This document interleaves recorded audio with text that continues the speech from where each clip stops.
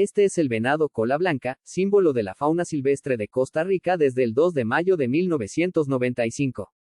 Observa su característica cola blanca que levanta como señal de alarma al detectar peligro. Habita bosques secos, sabanas y zonas de transición, y se adapta bien a ambientes alterados. Se alimenta de hojas tiernas, frutos y brotes, y también tiene un papel clave en el ecosistema como especie ramoneadora.